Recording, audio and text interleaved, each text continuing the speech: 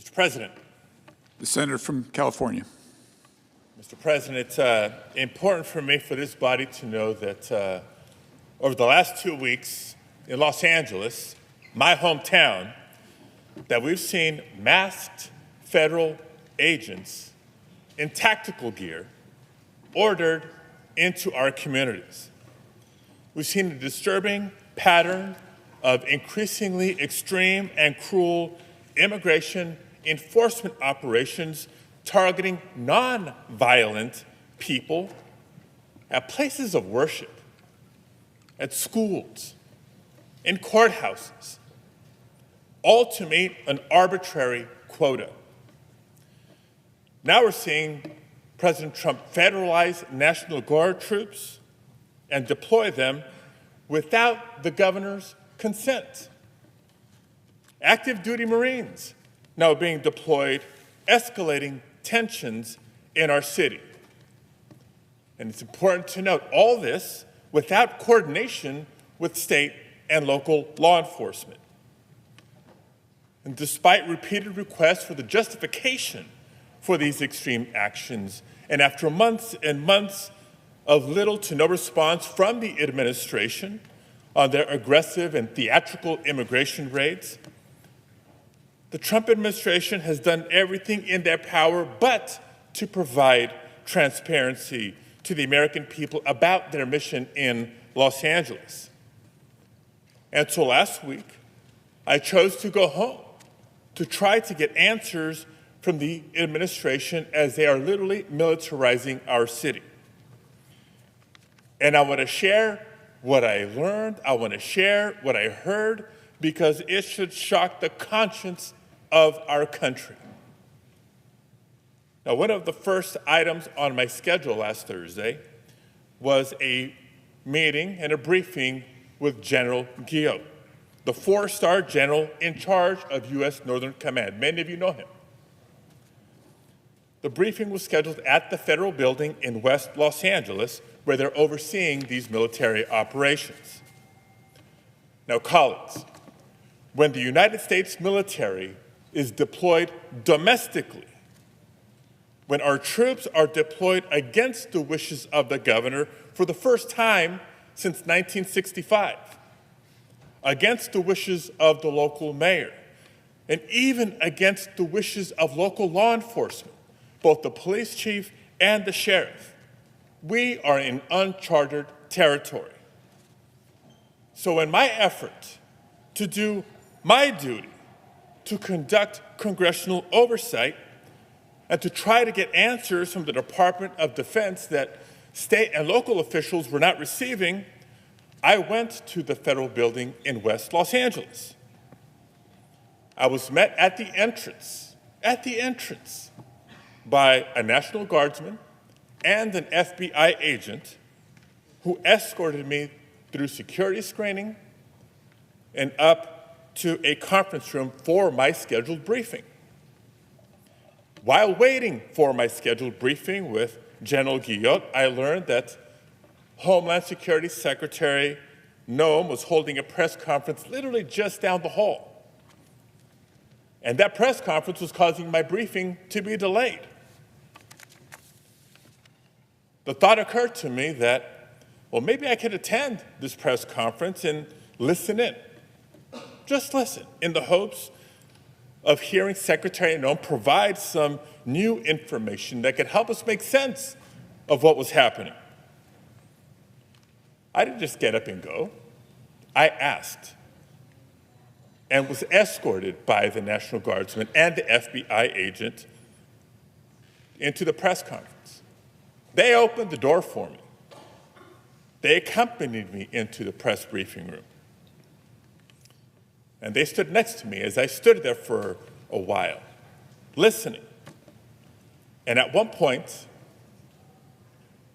the United States Secretary of Homeland Security said that the purpose of federal law enforcement and the purpose of the United States military was to, quote, liberate Los Angeles from our governor and our mayor.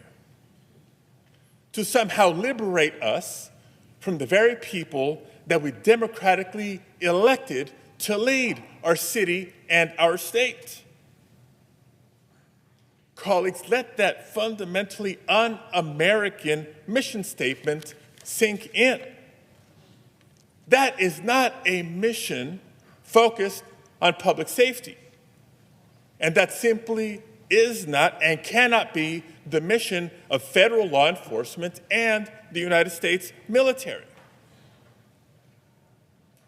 To my colleagues on both sides of the aisle, are we truly prepared to live in a country where the president can deploy the armed forces to decide which duly elected governors and mayors should be allowed to lead their constituents?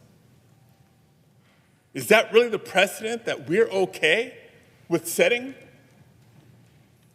As Secretary Noem herself said last year when she was governor of North Dakota, at the time she said, quote, "If Joe Biden federalizes the National Guard, that would be a direct attack on states' rights." That was Governor Noem, now Secretary Noem. Now, throughout this country's history, we've had conflict, we've had tumult, but we've never had a tyrant as a commander-in-chief. And that is not by coincidence. It's because the American people have always been willing to speak up and exercise their First Amendment right to protest, especially when our fundamental rights have been threatened. And as the proud son of immigrants from Mexico, it's that same right that I came to revere when marching through the streets with my family and my friends in 1994 in Los Angeles, protesting against the vile anti-immigrant rhetoric that was growing in California at that time. It was that year that a Republican governor was up for re-election and was down in the polls. And he turned to scapegoating immigrants to try to improve his political standing and his re-election chances. That fight is what inspired me to leave an engineering career behind and dedicate myself to trying to influence our government and our politics. So I've seen this before. California has seen this before. So last week, when I heard something so blatantly un-American from the Secretary of Homeland Security, a cabinet official, of course I was compelled, both as a senator and as an American, to speak up. But before I could even get out my question, I was physically and aggressively forced out of the room, even as I repeatedly announced I was a United States senator and I had a question for the secretary.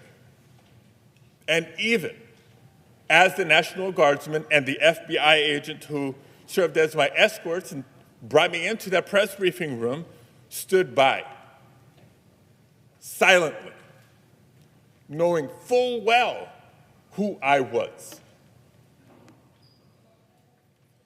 You've seen the video. I was pushed and pulled, struggled to maintain my balance.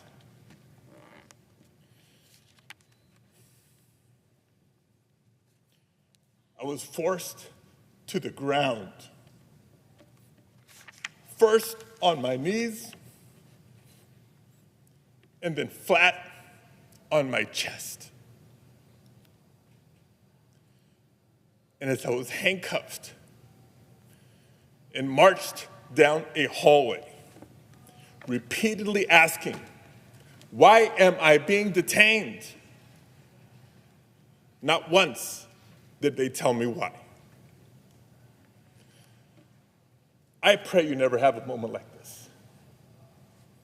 But I will tell you, in that moment, a lot of questions came to my mind. First of all, where are they taking me?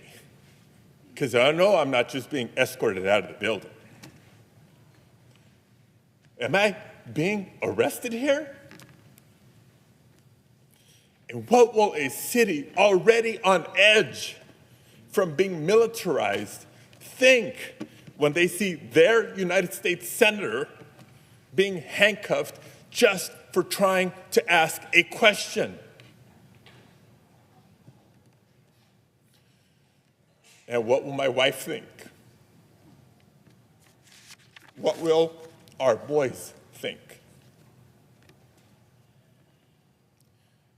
And I also remember asking myself, if this aggressive escalation is the result of someone speaking up against the abuses and overreach of the Trump administration, was it really worth it? But colleagues, how many Americans in our nation's history have marched, have protested, have shed blood, even lost their lives to protect our rights? How many Americans have served in wars overseas to protect our freedoms here at home? And how many Americans in the year 2025 see a vindictive president on a tour of retribution, unrestrained by the majority of this separate and co-equal branch of government, and wonder if it's worth it to stand up or to speak out? If a United States senator becomes too afraid to speak up, how can we expect any other American to do the same? And colleagues, you know me. I can't think of a person who would describe me as a flamethrower. I try to be respectful. I try to be considerate to every member of this body, regardless of our political differences. And so I do want to take a moment to thank all of my colleagues on both sides of the aisle who have reached out to share your messages of support, whether they were public messages or many in private. Trust me, they mean the world to me, and I know they mean the world to my family. But if you watched what unfolded last week and thought what happened is just about one politician and one press conference, you're missing the point. If that is what the administration is willing to do to a United States senator for having the authority to simply ask a question, imagine what they'll do to any American who dares to speak up. If what you saw happen can happen when the cameras are on, imagine not only what can happen, but what is happening in so many places where there are no cameras. Colleagues, this isn't about me. In fact, it's not just about immigrant communities or even just the state of California. It's about every single American who values their constitutional rights. It's about anyone who's ever exercised their First Amendment rights, or anyone who's ever disagreed with a president, or anyone who simply values our democracy and wants to keep it. Now, the president will tell you that this is just about undocumented immigrants, about law and order, and about targeting dangerous, violent criminals. If it was just about targeting dangerous, violent criminals, there would be no disagreement, there would be no debate. But we know differently. We don't think, we know differently. Public data released by the administration shows that the majority of immigrants currently in ICE custody have no prior criminal conviction. And new reporting shows that less than 10% of immigrants taken into ICE custody since October have no serious criminal convictions. Less than 10%. But a couple of weeks ago, it seemed that Donald Trump was at the lowest point of his presidency so far. He was drowning in a week of terrible headlines. The American people were finally waking up to the realities of the budget reconciliation bill that will cut health care, nutrition assistance, and good-paying, clean energy jobs while reducing the tax burden on billionaires. He was losing his tariff wars as the costs for everyday goods were continuing to rise. His promises to end Russia's invasion of Ukraine were falling flat, and he'd been handed loss after loss in federal court. He even had a very public breakup with Elon Musk. And I mention this only because we know what happens when the headlines turn on Donald Trump. When Donald Trump is having a bad week, he turns to the same tired playbook he always has. When in doubt, scapegoat immigrants and manufacture a crisis to distract the media from what's going on. That's the reason ICE raids ramped up in California. And when Californians took to the streets to peacefully protest, he bypassed the governor and federalized the National Guard. And even with their presence over a couple of days, as things began to settle, he escalated even further by sending in the Marines. He wants the spectacle, not just to distract, but to justify his undemocratic crackdowns and his authoritarian power grabs. That's the reason why, even though the vast majority of protests have remained peaceful, what a weekend. That notwithstanding, the president, the vice president, and their allies have continued to call all the protesters out there insurrectionists. Yes, this is the same man who provoked an actual insurrection at our Capitol on January 6th. The same man who incited a violent mob carrying Confederate flags against Congress. The same man who then pardoned the convicted felons who assaulted our brave Capitol police officers. Donald Trump is continuing to test the boundaries of his power, and he's surrounded himself with yes men and underqualified attack dogs, from the DHS secretary to the FBI director to the Secretary of Defense, who will rubber stamp every anti-democratic step he takes. This administration's officials, and maybe not all, but many Republicans in Congress, may choose not to do their job, but they cannot stop me from doing mine. And I refuse to let immigrants be political pawns on his path towards fascism. Again, if you really think this is just about immigrants and immigration, it's time to wake up.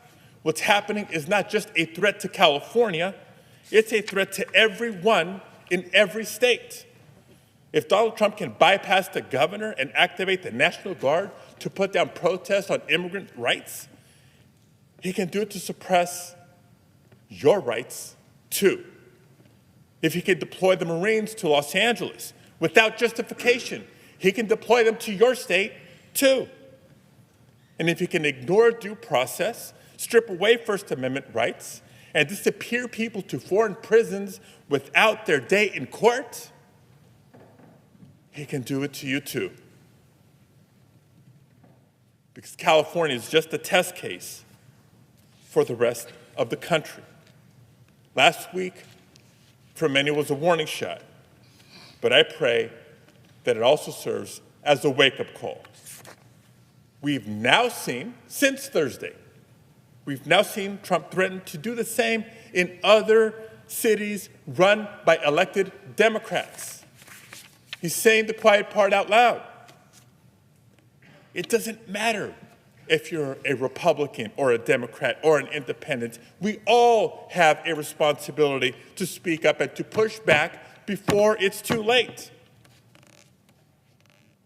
So I do encourage people to keep peacefully protesting.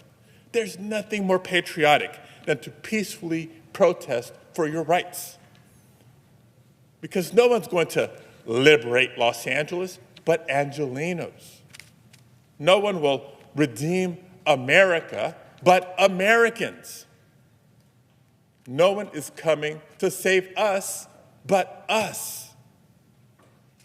And we know that the cameras are not on in every corner of the country. But if this administration is this afraid of just one senator with a question, colleagues, imagine what the voices of tens of millions of Americans peacefully protesting can do.